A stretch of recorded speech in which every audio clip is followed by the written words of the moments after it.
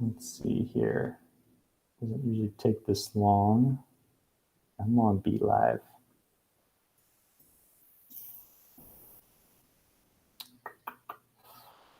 All right, I might have to refresh one more time. So sorry if you have to rejoin again. Let's see here. All right.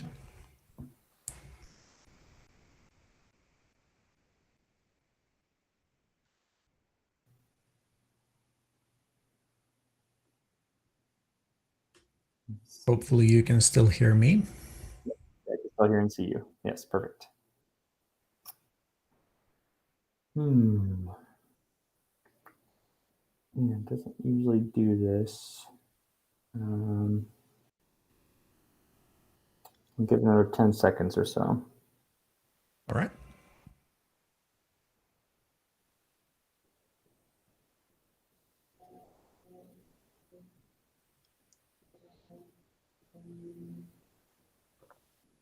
All right. Yeah, I'm shutting it down again. So yeah, sorry. Feel free to wait in the waiting room. But I'll be right back. All right.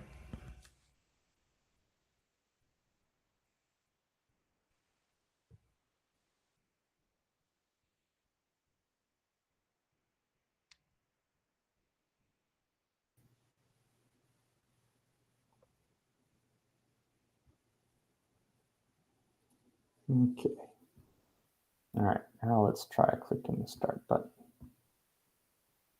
See what happens here. There we go. All right. Hello, everybody. Welcome back to another episode of Rapid Results with Andrew Weiss. We have another exciting guest today, all the way from Finland. He's a rock climber. He's a book reader. He loves comedy. Peter Sandeen is the man of the hour. And in case you don't know who this Peter guy is, he's often called the marketer's marketer, as more than half of his clients are marketing companies, and they come to him because it's difficult to see your own marketing clearly, especially what makes you stand out from the competition and what impacts your marketing results the most. He's known for nearly perfect track record of helping his clients break their profit records repeatedly. That's something to very much brag about. Peter, tell us, what's the biggest and best business deal you're most proud of? I don't know if I'm proud of any specific business deal. I'm proud of some results. So one early result from a long time ago was that I wrote for Danny Innie, who now owns a company called Miracy. He had a sales page and he wanted some feedback to what would make it better. I gave him the feedback, but I also suggested I write a competing version, which ultimately ended up generating was 420 something % more sales. So yeah, that might still be sort of the proudest thing, because it was early in my career. It was such a big result. He's a very good copywriter. But yeah, anyway, I guess if I have to choose something, I guess that might be it.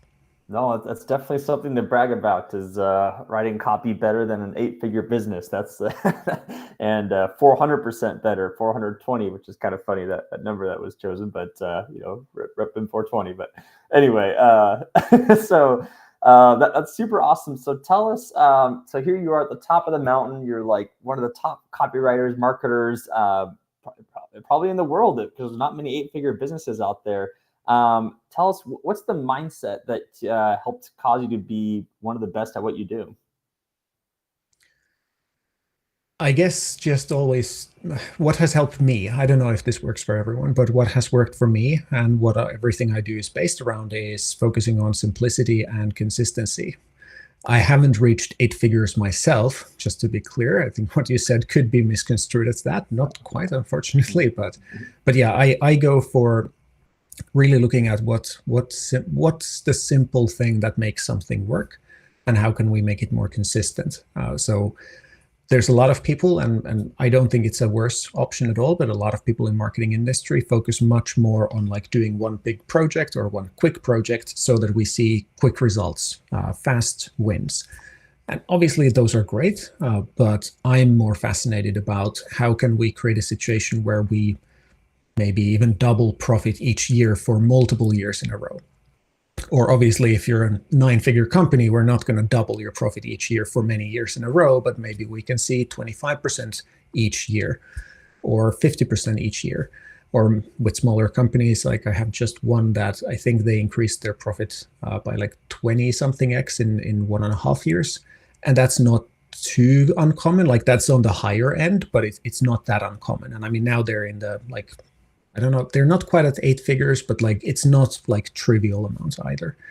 So that's what I find fascinating. And when you are fascinated and obsessive enough, then I think that that's a good key. And overall, I'd say that if you stop learning, then you obviously stop getting much better. But I don't know. I don't think there's a single key. A big part is that you need to do something that you're not really talented at. I don't really believe in talent. I think I believe in hard work, but I think you can be naturally better at something. You can be your capacity to grow or get good at something can obviously vary. I would never have become very good at many things. I happen to find through a lot of trying something that I am very good at. So I stuck with it. That's so fascinating. So you talked about how a lot of people, they want instant results quickly, and yes, it's possible. That's great, but sounds like you've kind of figured out a way to have more long-term foundational success.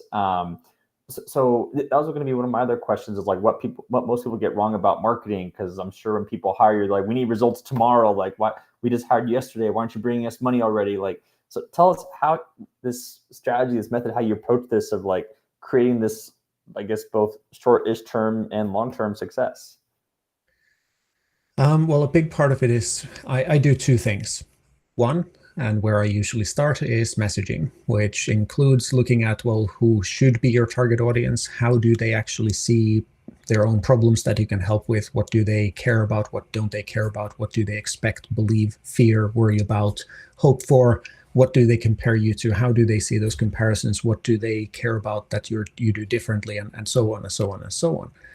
It also involves looking at your offer. Does it actually match exactly what those people wish it to be? If it doesn't, then can we change it? Can we make it something that feels even more like that's exactly what I want for those people?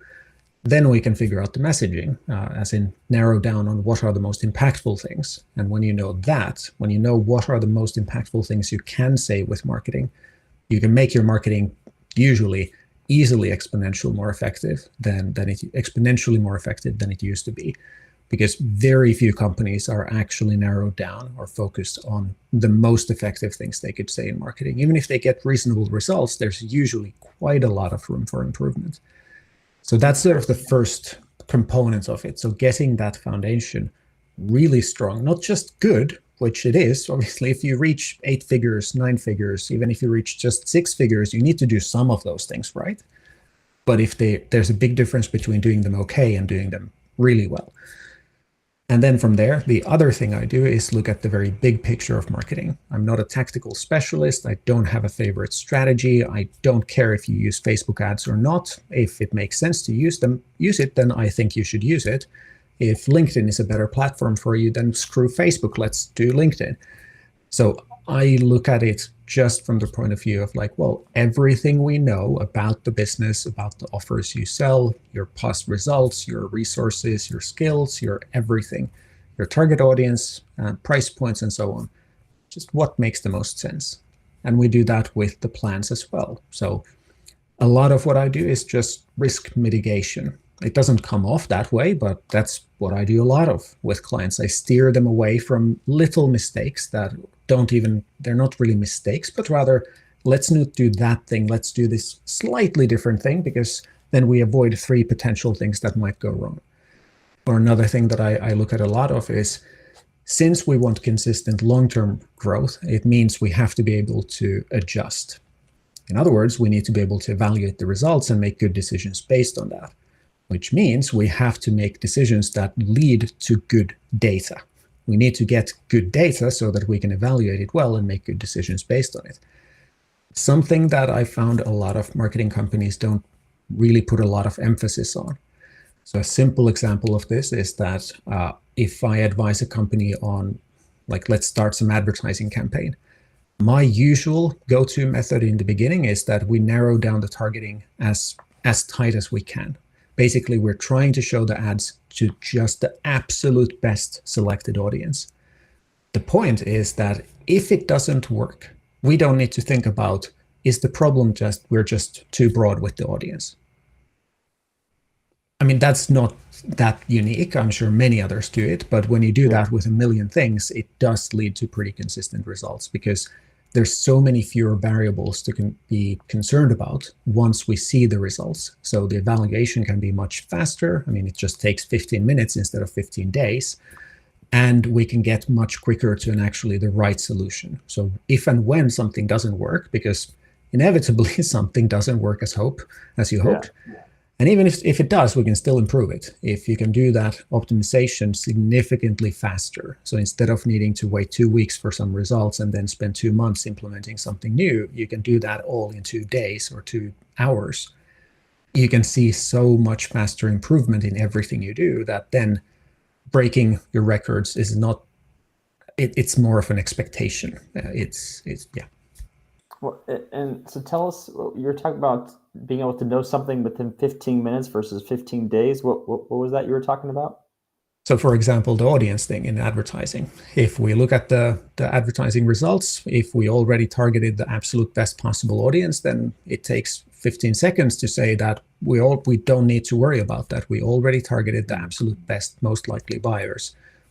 We don't need to think about that. If we didn't do that, then we would need to spend the next 2 weeks or the next 2 months running the ads more for a narrower audience to find out if that is actually the problem. And there's a number of those things with advertising. There's a number of those things with basically everything else you could do in marketing, whether it is how you construct your offer, whether it is how you choose the target audience, whether it is how long of a campaign you do, how many emails you send, at what times you send them, what days you send them. A lot of that doesn't make any difference in 90% of the cases, but when it does, it makes a difference. So that's what I find fascinating. I literally couldn't probably without, I would need to spend hours and hours digging into documentation on how to set up Facebook ad tracking. I did it years ago. They've changed the system. And since I haven't done Facebook advertising for my own business, I literally don't know how to do that. And I don't care. I could not care less about how to run it. I find the strategy of it intriguing. How do we do things in a way that is most consistent? And 90% of the time it is not to do Facebook ads at all. And it's just not a good choice for a lot of companies. It's a default choice for a lot of companies. It shouldn't. But that's true of basically every marketing tactic you can use. No, that makes sense. And so, a lot of people who watch this show, they're business coaches, and they want to figure out how can they stand out, because everyone wants to do business coaching, everyone wants to do business consulting, and I know a lot of business coaches, they're like, oh, I can help accountants, but I can also help relationship coaches. So being the marketer's marketer, well, I guess first of all, have you worked with very many business coaches, and if so, how have you helped them to stand out and be able to market themselves better and get more clients? Yeah. So in addition to marketing companies, business coaches or consultancies are a very common type of person I help or company I help. It's not different than any other company. The differentiation, the principles are the same. But if we look at business consultancies and coaches, the most likely issue is exactly what you pointed out. How do you niche? But I think it's a misleading question, because how people think of what is a niche is accurate, but kind of not in a way. What matters when someone sees your ad marketing, whether it's advertising or something, whenever someone actually comes across it, they're not thinking, because I represent an accounting company, we need this help with business development. That's not how they typically view it. It's very rare that any of those demographic details about that audience would actually make a difference to their decision making regarding whether or not to buy from you or whether or not to be interested in what you do. So the typical issue with how people even think of their target audience is that they think of it from the perspective of how do they look like to me? How would I pick them out of a crowd? Which is necessary. You absolutely need to know that to do advertising, which is, I think, where it came from. For you to run ads, you need to know where to run them. Are these people who spend time on LinkedIn or Twitter?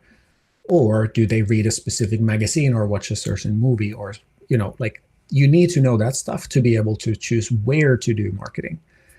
But it doesn't tell you what to do with the marketing, what to say with it. So for that, what's important is how do they view the topic? So for example, if you're a business development coach or consultant and what you focus on is, let's say, systematizing operations for mid-sized companies that are growing and sort of bursting at the seams because things are really inefficient. Let's say that's what you do. It doesn't matter if it's an accounting company or tomato farmer, if assuming you can help them equally. Like, obviously you might have limitations and then take that into account, but they, as in your potential clients, might very well see it as, well, our problem is that we're bursting at the seams. Like, we're growing faster than we can really handle, and everything's turning just too inefficient. Like, it just can't go on like this. We need someone to help with that.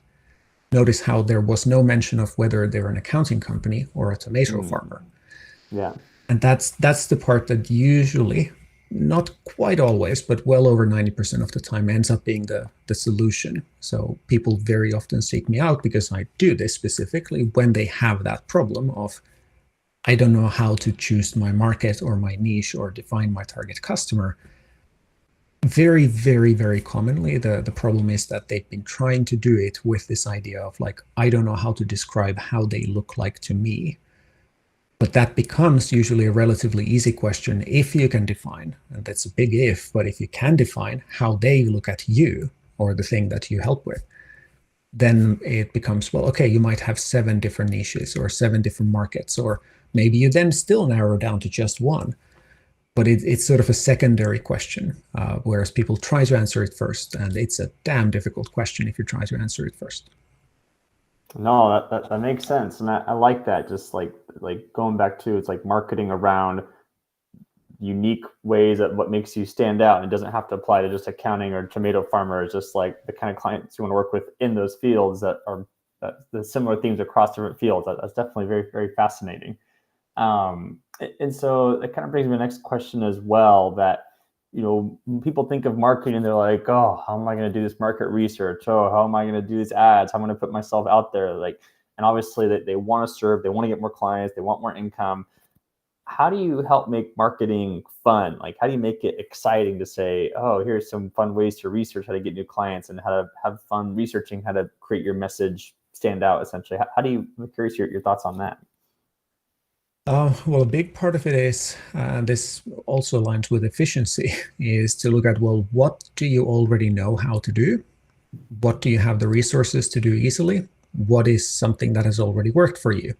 And the opposite. So is there something you specifically don't want to do, something you don't have the time for, something that you find difficult, something that hasn't worked? If you just heavily prioritize the things that already work for you and or are easy for you, then it makes things a whole lot easier.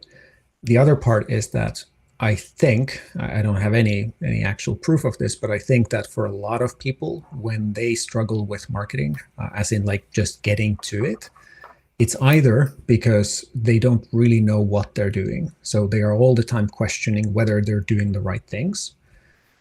This is especially for smaller businesses where they're not actually like super competent, experienced marketing experts doing marketing. They are the business expert, or they are the hairdresser, or they are whatever. It's a very different thing. But also, if you're not confident it's going to work, then it's a whole lot less motivating. So if you know that the odds of you actually getting some results out of this are 10%, 25%, it's a lot less intriguing and exciting than if it is that you know that there's an 80% chance or 90% chance that this will immediately or soon create results that you want. A lot of those people, especially smaller businesses, they've been trying to do marketing for years. And yeah, they occasionally get some results, but they don't usually know what actually created it. So they can't just narrow down on that. No wonder they're not very motivated. And at the same time, if they feel like they should be doing things that are very difficult for them or confusing or time consuming or just haven't worked before, then yeah, really no wonder it doesn't inspire a lot of interest.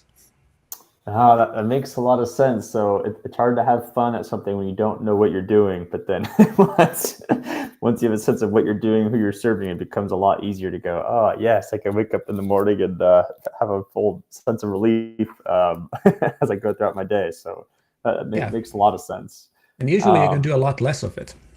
Like for most of my clients, I tell them to do less marketing. Not all of them, but for most of my clients, I can tell them that you can do less.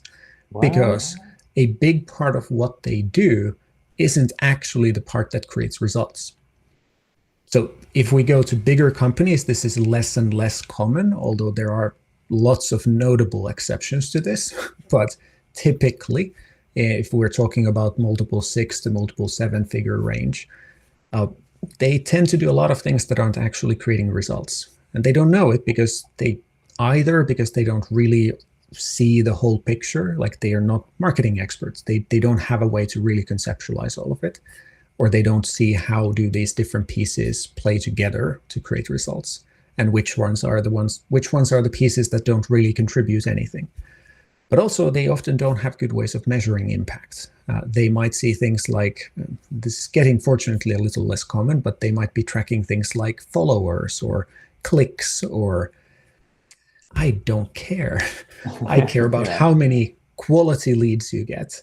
And that usually means they need to at least go to the checkout page or schedule a call with you and show up to the call, depending on what you sell. Or preferably sales, because that's what you actually pay the bills with.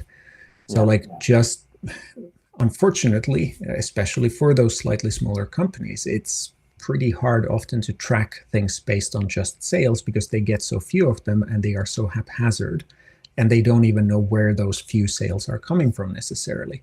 So then marketing again becomes just a black box of we're supposed to get more results. Let's do more of all of it and hope it works. It doesn't usually work very well.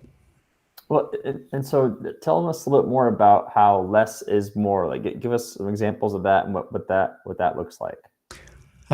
Well, typical ones are that people are over investing in social media. And obviously, social media can work great. I'm not saying it can't, just that it doesn't for most people or most companies. For most companies, it is generating few, if any, leads or sales. Even if they get a lot of social media attention, it is still typically very inefficient for them.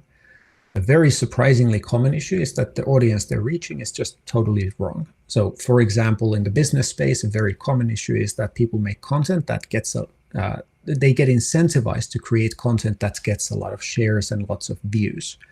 However, they're trying to serve companies that make tens of millions a year. But then they end up making content that serves the wannabe entrepreneur because that's what gets the clicks. I mean, it sounds really obvious when you point it out, but you would be surprised by how common that is. So then just by saying, okay, stop doing social media, or at least let's do less of it, but let's make it relevant for the actual potential clients, it does create significantly more results that we care about. Because again, followers, clicks, I could not care less about unless we're specifically going for something that's there to optimize for the algorithm. Again, not my specialty, but I see the value of followers and clicks, sure. But ultimately, if you're not getting leads and sales, then how are you going to pay anything with followers? Yeah. So that's a very simplistic example, real, but fortunately not as common as a few years ago. But that's an example of it. Another one is that I do come across a lot of companies that do a ton of email marketing because they have rightfully learned that the more emails you send, the more sales you make. That's generally speaking, that is a true thing. But there's a few caveats. If you don't take those into account, it won't work. There's lots of industries where you can't send. Realistically, you can't really do more than 2 emails a week. And even that's pushing it. You need to do really, really, really good emails to be able to do 2 before you start significantly cannibalizing your own results. So there are just doing, instead of doing daily emails in some cases, better to do a weekly or even bi-weekly. Usually weekly is a good sweet spot. In other cases, you could do much easier, simpler emails that take less time, but do it every day and get more results. So a lot of it is just this it depends type of issue that they don't know what it depends on. But yeah, it's honestly not usually even too hard to reduce the amount of marketing resources and get more results.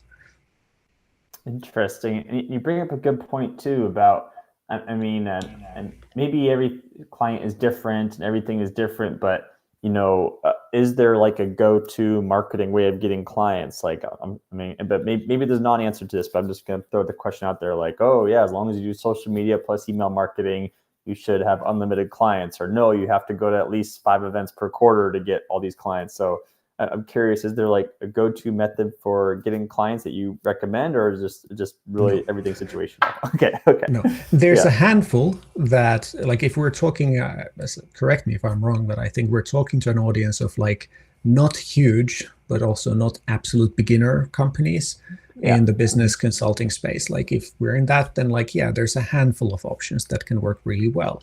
There are at least 2 or 3 different LinkedIn options. There's speaking is definitely other types of networking, absolutely, joint ventures, multiple different kinds of partnerships, actually, advertising. Often, sometimes it comes with such high risks that it's not feasible for the smallest companies. I'm missing something. Writing is also one, whether it's books or articles. But none of this is one that would work for every company, or even if they could work, it doesn't mean that they're a good choice. So, for example, for a company, maybe writing would be extremely effective, but you hate writing. I don't think you should do that. Really, even if it's effective and you hate it, that's that, huh? Not quite, but like pretty much, yes. Because in my experience, if we're talking about that smaller company where there's probably 1 person in charge of doing the marketing, or at most maybe 2, if you make them do something they hate, they very quickly start doing it poorly or stop doing it. So it doesn't make sense. And my goal is not to get you the next, like, good next 6 months. My goal is to make you like have a staggering success in 6 years and like continuously break your profit records. Not month after month. Obviously, it won't go straight line up, but like every year should be clearly better than the previous one. Like if not, then something went wrong. So like when that's the goal, there has to be that longevity. And if you're doing something you really don't like, or you're really just bad at, like for a lot of people, writing is a very unusual thing to do, and it's very not something they're good at naturally. It would take a ton of effort for them to get good at it. And it won't work if you do it really poorly. In most cases, again, given the audience, it's very difficult to get good results with writing unless you do it pretty damn well and very strategically. Like just writing well doesn't get you anywhere. Like that's a ridiculous concept.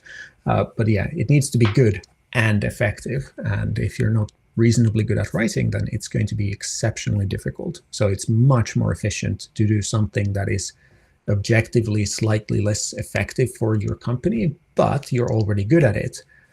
I'd much rather do that. It's way more likely that you get good results in the long term. Interesting. No, that's good to know too. That going back to like making marketing fun where you can, and doing what you enjoy to make life easier for you, so it's easier for you to get up and keep going each day. So that makes a lot of sense. It's so kind of like the best kind of exercise is exercise that you do. Yeah, it's like it doesn't matter if some sort of like squats would be better for you. If you're not going to do them, then like go walk. That's infinitely better than not going even on a walk. It's the same with a diet. Like if you go on a diet or change your diet, it's only going to help if you're actually able to stick to it. So a suboptimal diet, like I've changed my diet some months ago, and like it's certainly suboptimal. I could make it more optimal, but I wouldn't want to stick to it anymore. I would not actually do it. So the same goes with this. Like marketing that you do is infinitely better than marketing you don't do, no matter how much more potential that don't do marketing would have. Yeah, no, it makes sense. And for those listening in as well, Peter actually turned his garage into a rock climbing gym to help make sure he's exercising all the time. And so, so I definitely agree with that about it's good. The right kind of exercise is the kind of exercise you like doing. So that makes a lot of sense. Um, and then tell us too about this Quansient case study. They talked about how you're able to make marketing systematic. I feel like that's kind of like an oxymoron because marketing is supposed to be like free flowing and fun and let's see what happens. But, No, it's not. okay, No, like yeah. yeah, I see your point, and yes, to some degree, it is very creative and such. Mhm. But the basic case study, maybe the main point to know is that they have a super high tech software. It's a multiphysics simulation software, and one of the results we got was that they got basically every major potential client on the planet to attend a webinar, and a very technical webinar. It was the right people, so like it was their dream list, and this was part of the public testimonial they gave recently. And yeah, we systematize things, and what it meant is that we do the same things over and over and improve over and over, and stop doing the things we can't improve and that aren't worth it, and invest more into new ideas as we have the resources for it. So it is very systematic in the sense that we're not just trying randomly anything. We're not doing randomly any ideas. We're like looking at what the results are, and then we come up with, well, what would be the best next step? How to do it in the best way, in the most systematic way. And we specifically avoid anything that we couldn't repeat, because then we're just like flipping a coin, and we don't even know what are the odds of the coin. Like maybe it's a dice and we have 1 in 6 chance of winning, or maybe it's a 20-sided dice, and like it doesn't. I really avoid things you can't repeat. Like yes, they make sense sometimes, absolutely, like doing product launches, great, they can work really really well, but by default they have the downside of it's hard to optimize, because you don't do a product launch over and over and over and over and over every year. You might do it twice a year, even if it is some sort of a promotion that you do like that. So that's what the systematic refers to primarily with my clients, that it is very predictable, and it's not that we just randomly try things, even though from the outside it might look like, so you tried this and this and this and this, like you tried all these things, like, oh, that's totally random. Like no, we tried that because of X, Y, and Z, and then we saw this and this, therefore we tried the next thing and then we adjusted it this way. So that's what it basically means. And I mean, they have a really good marketing guy, so it's very easy to help them. But No, it makes sense. And you also brought up product launches. And it seems like a lot of the business world, they still don't know what a launch is, what that entails, what that looks like. I mean, I think to kind of summarize it, from what I understand, is that you get a bunch of people interested in a possible offer. You give them a chance to pre-buy, and then you say, okay, it's actually available on this date. Now make sure you buy it for real on this date, and then also tell everyone else.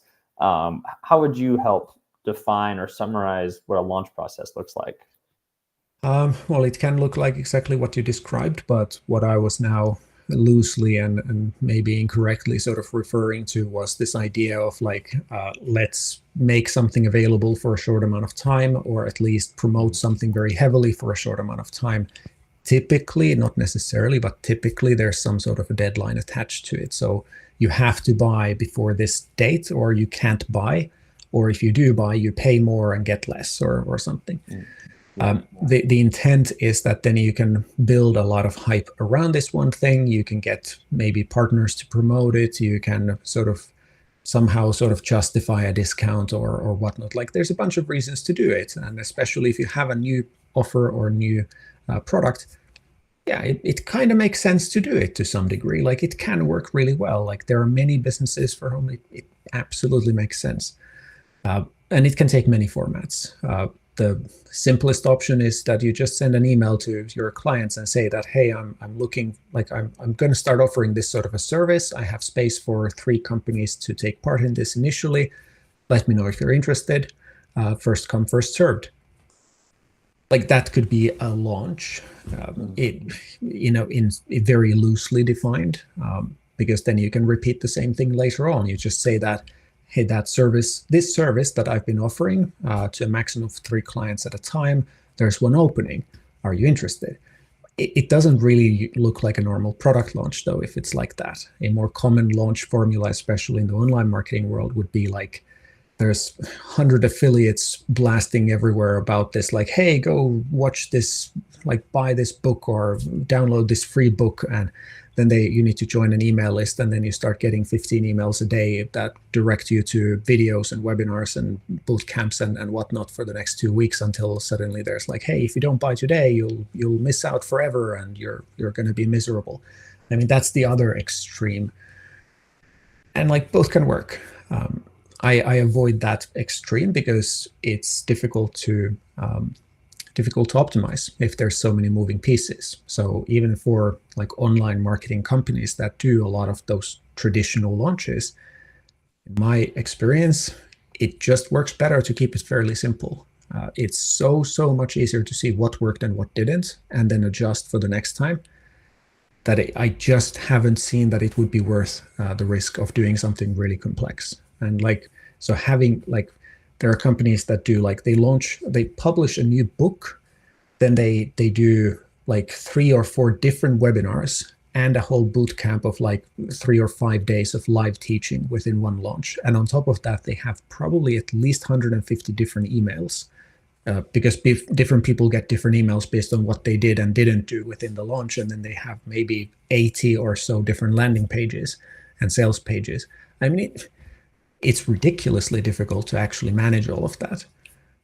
On the other hand, if you keep it simple, you can do all of those few things you do really well and get pretty consistent results. So the only reason to do something very complex is that you already optimized the crap out of that simple thing. So the only way to make it even better is to add more complexity to it, more little tweaks that marginally improve the results. But until you get to that point, I just don't see it as a worthwhile risk in most Interesting. cases.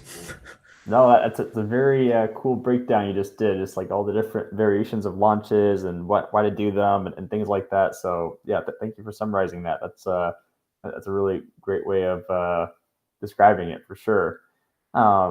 Another question I had is how can people be better at thinking outside the box and helping them stand out in their marketing and their messaging? How can people be better at doing that?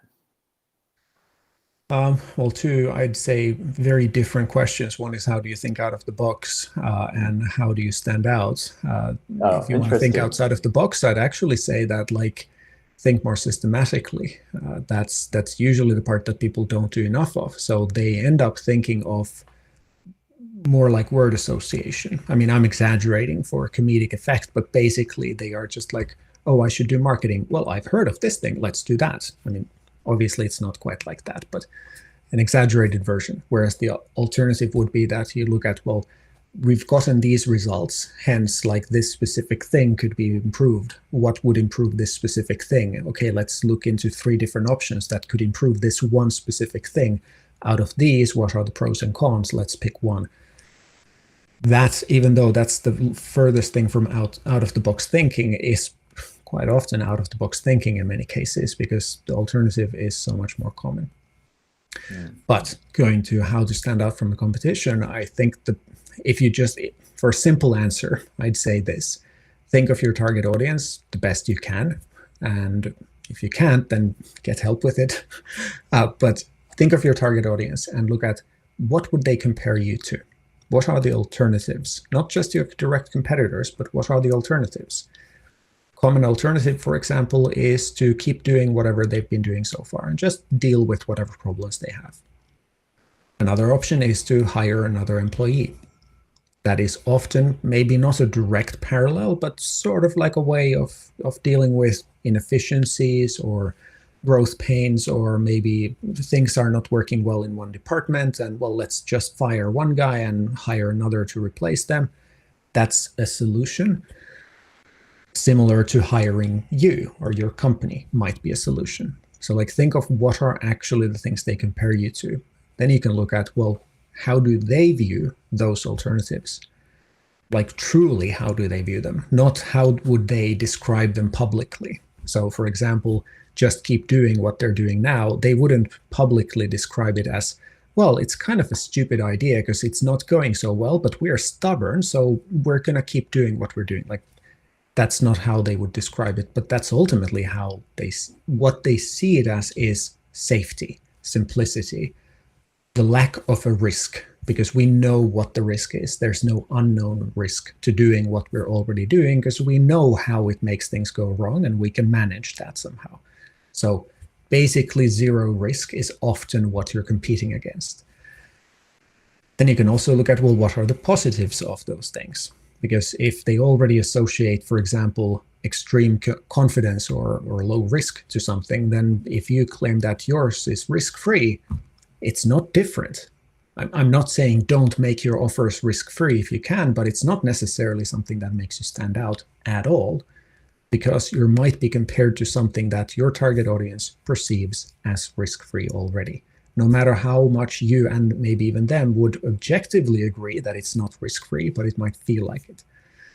But when you know what they compare you to and how they see those, then you can start looking at, well, what would look different from their perspective? Can you do something like that? That's the simplest I can really make it.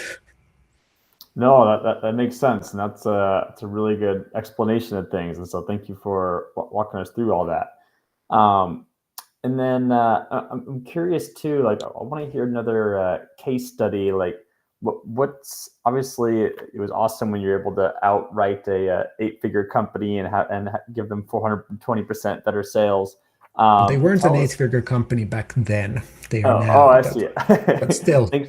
Thanks to your help, though, I'm sure. But yes, um, tell us from one of your proudest clients, helping them go from zero to hero, and maybe they were just like already obviously an ambitious go-getter with all these connections and stuff. But walk us through someone you've helped like zero to hero, from barely making money or making a little bit of money to like, oh my gosh, all my bills are paid and beyond. I can take unlimited vacations now. Curious if you have any of those stories.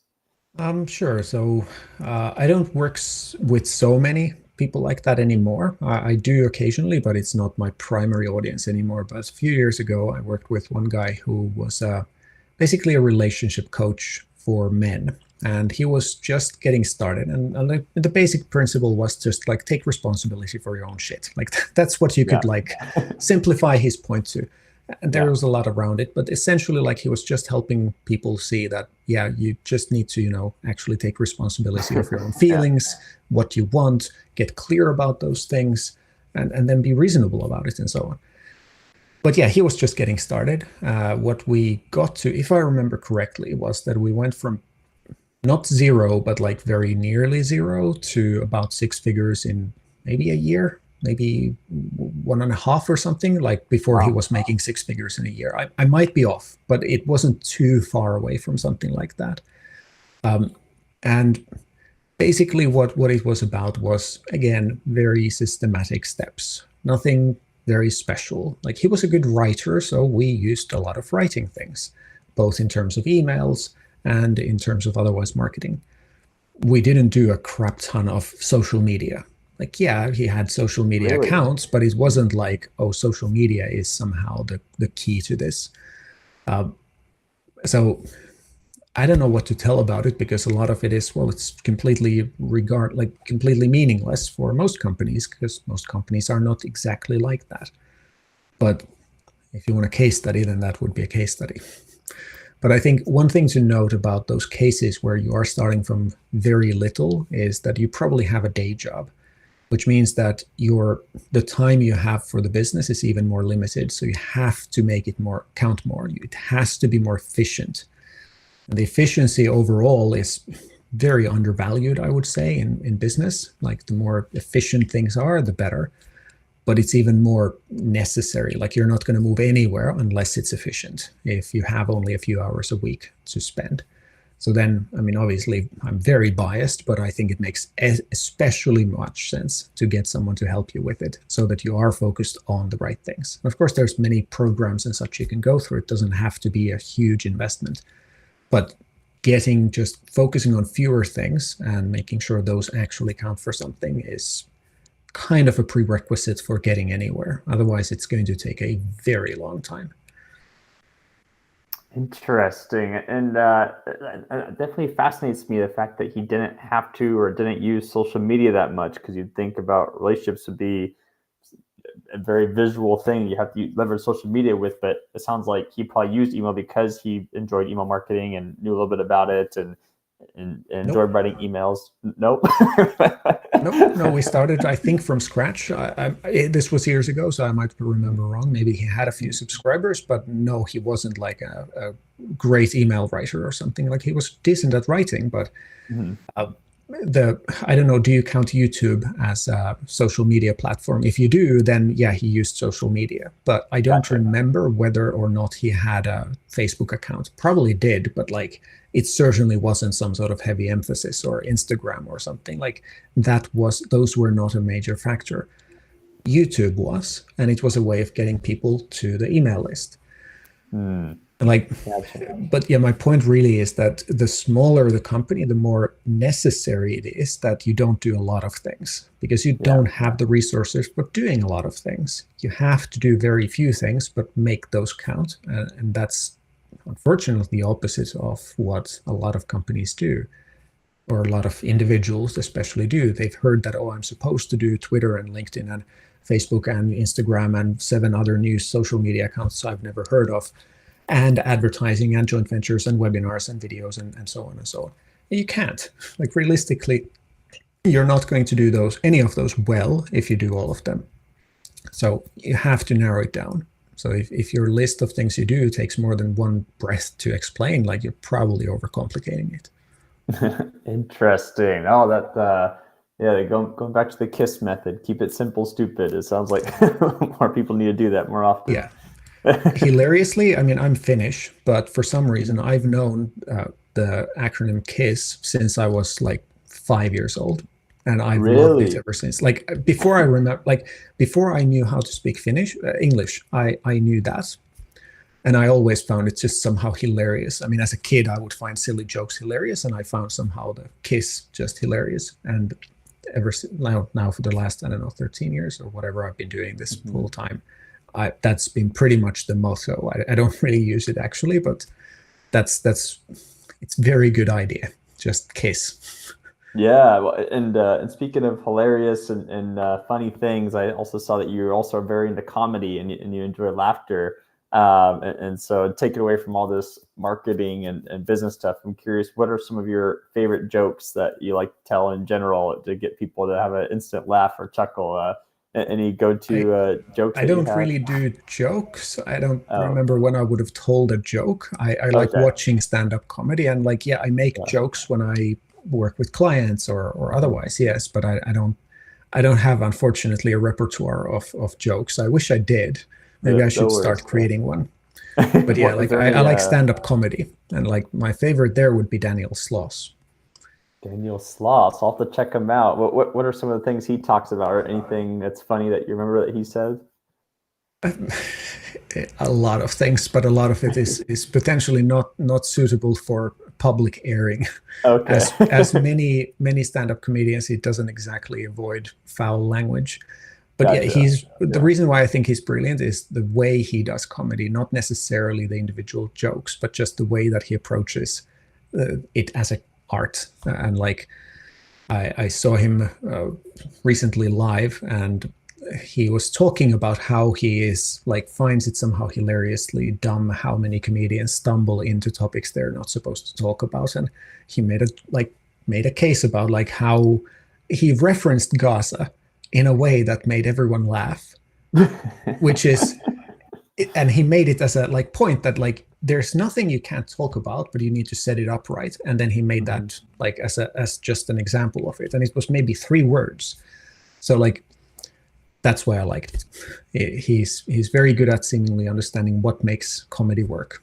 And like, obviously he misses, and not everyone likes him at all.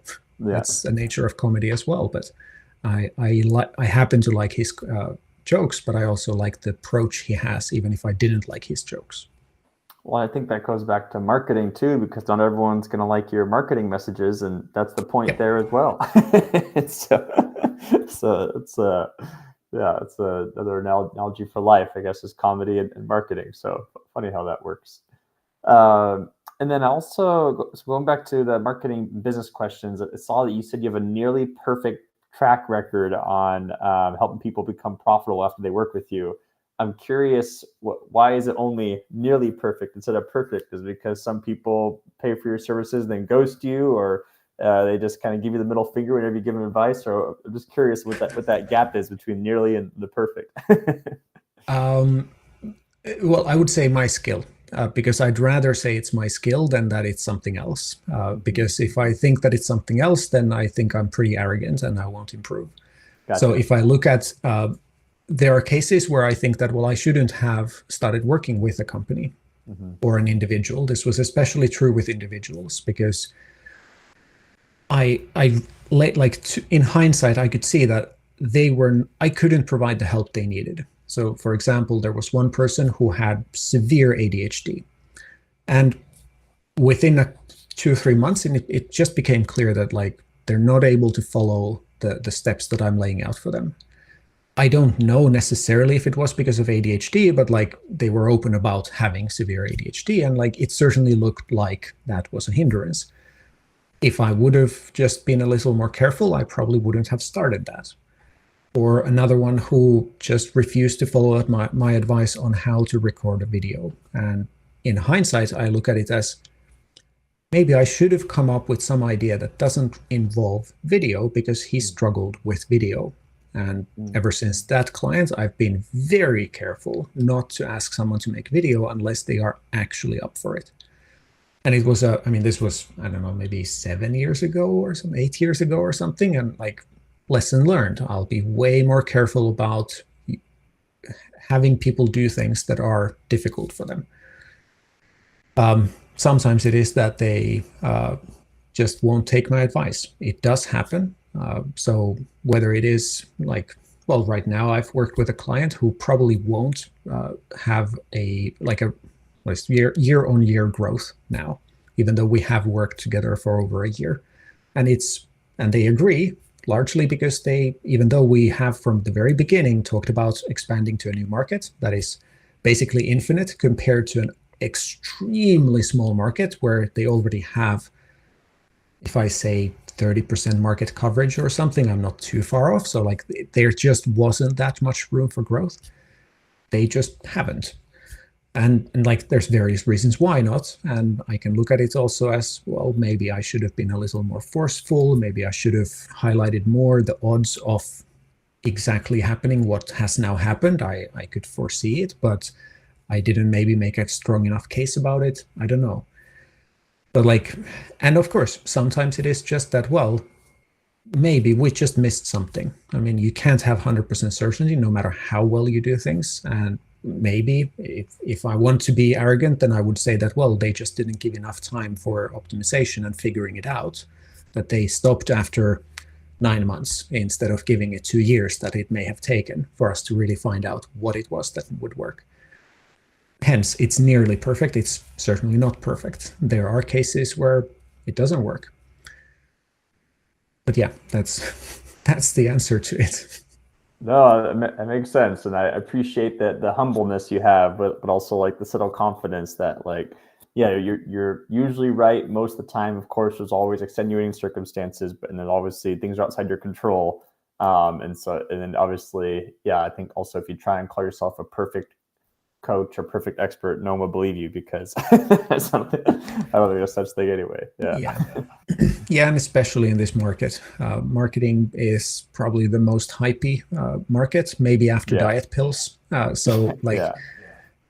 I try to be really careful not to say anything that is even likely to be misunderstood, or like if I think that there's a good chance that at least like a non-zero number of people are going to misunderstand this, I try to explain it more, even to my detriment. Like now I'm actively trying to go the other way and not give a million caveats to everything I say in an article, for example, and rather like make the case and assume that people are smart enough to recognize that it's not 100% of the time like this. Like obviously something can be different about these things. But yeah, like I've very consciously tried to do that because I find it so annoying when marketing is intentionally misleading. Of course, people are going to claim it's not intentional, or they are going to claim that that's not misleading. People are just going to misunderstand it in a predictable way that is favorable for us. It's like, oh, come on. Yeah. So, but yeah, that's part of the reason why I say nearly, because it certainly isn't 100%. And well, I mean, obviously, no one smart would believe it if I said that it would be 100%. But No, it makes sense. No, it makes sense. Well, and so we're curious as we're coming to the end here. A few more questions. What do you believe are the non-negotiable actions as an entrepreneur to be successful? non-negotiable, what was it? Aspects. Actions. Yeah. Actions. Well, let's put it this way. You have to find out a message that actually works. Whether you do it as a separate exercise or not doesn't matter. You just have to have a message that actually lands. However, it doesn't need to be excellent. There are people who have gotten good results with just a reasonably good message. It has just generally taken either a lot more work or a lot more luck. But you do have to have at least good enough of a message that when people hear about you, whether it is intentionally from you or otherwise, that they are interested and want to work with you. I also would say that you have to deliver on what you promise. It's very difficult. Obviously, it's not impossible. Scammers exist, successful ones, but it's infinitely harder to become successful if you don't deliver, if maybe even over deliver on your promises. So be careful what you promise. So like, don't overpromise, but also get really good at what you do. Make sure that, like, for example, a common issue that comes up is that people are thinking that, well, I have to cut my costs, cut my prices so that people buy it. So how can I make this more streamlined? And they do that to the point of, achieve low prices, but also low success rate, because they don't have the time to spend with a client anymore. Because they know that, okay, for a client to have a 90% chance of getting good results, they would need to spend, let's say, 100 hours on a project. But that would cost 10 times more than just a 10-hour project. So let's sell 20 times as many 10-hour projects. Might work in some cases for a while, but it's a very difficult way to go. So I would say that, like, make your offers as good as you can. I mean, obviously within reason. So if you would get marginally better results with 10,000 hours rather than just 50, then that's not worth it. But if it is between 50 or 40, then spend the 50, if that means that then people actually get good results. So, I mean, there's so many more, but those come to mind immediately. No, it makes sense. No, thank you for sharing those. All right, we have 2 questions left. One of them is, how can we best contact you, get a hold of you? If we have clients who are like, I need a marketer, I need a marketer's marketer, I need some help with my messaging, how can they best contact you and connect with you? Go to my website, petersandeen.com. You'll find a way to contact me through there. And if you have a client who might need help, then what I usually do is I discuss that client with the person who might refer me. So that, I mean, if you don't already know my work, then obviously it's a quite high bar to actually refer me directly. So I'm happy to talk about the client with you. And that's one thing that I think more people probably should start doing, and offering specifically and explicitly saying that I'll do this. I talk with a lot of people, and most of them, maybe 70% or 80% of them, say that if you come across this sort of a person, refer me. And I'm like, I know what you do. I don't know if you do it well. I see your testimonials, but I don't know if those are cherry picked. Like, no, I'm not going to just introduce you in most cases. That's pretty high bar. That's a lot to ask. But I might very well be open to having a conversation about it with you, and then see, oh, you actually have a lot to offer to this. Now I'm happy to make the introduction. So yeah, long-winded way of answering. My website, petersandeen.com. No, it's all good. No, I love it. And then what's the one takeaway you want someone to have from this interview today? Well, actually, maybe something that we didn't talk about almost at all, which is about the messaging. I'd say saying fewer things is usually better. There's this old copywriting truism that you need to list out all the benefits people can get from you. And it's true within certain confines of copywriting. But in general, in marketing, you have to have way less than that. You have to have very few, I'd say 3-ish things that you focus on, and everything is built around those. Even those long lists of all the benefits people can get are built around just the core ideas. I call it the standout message, or that's how I like what I create is called a standout message, and it highlights, well, what are those high impact things. But the point is that if you try to say very many things, then none of them have a lot of impact. It's kind of like if you imagine going to a car dealership and you point to a car and ask the dealer, like, well, what's this car like? And they're like, well, that's a great for short trips and long trips and for families and for individuals and for going to the store and going to the cottage. And it's really durable and safe and ecological. And I mean, you forget almost everything they say. It doesn't mean almost anything anymore, especially if they say the same thing about the next car. On the other hand, if they would say that, well, that's our safest family car. If you want a safe family car, you're like, okay, I found it. Where do I sign? If you don't want a safe family car, then you're going to be like, well, that's not for me. I'm looking for a sports car. Then they'll be like, cool, well, here's our sports car. Like, it makes it infinitely more trustworthy that you're saying, like, claiming fewer things. It's also much, much more memorable. It's much more distinct. So most of your competitors, no matter the industry, most of your competitors are claiming a ton of things. If you have the guts to say that, like, these are the things that I do really well, are you interested? Do you want these things? If yes, then let's talk. Otherwise, probably not. Why are you even talking to me? Like, I'm very clear. I do these things. Like, everything I do is about these three things. Like, everyone who even comes to talk to you has already self-selected. They are all people who value those things immensely, because your marketing, all of it, is about those things and revolves around those things. So yeah, I'd say, like, select fewer but much more impactful things to build your marketing around. Oh, I love that. Well, Peter, thank you again for coming on and sharing all your expertise and dropping all these knowledge bombs and golden nuggets and giving people hope that marketing can be fun, it can be systemized, it can make your life easier, your business doesn't have to be as stressful, that you can easily find the clients you want to work with and have them come to you. So this has been an awesome interview. Thank you. And for those listening in, make sure to go to petersandeen.com. We'll make sure to link it in the show notes. And thank you all for listening in. We'll see you next week for the next episode. Take care, everyone.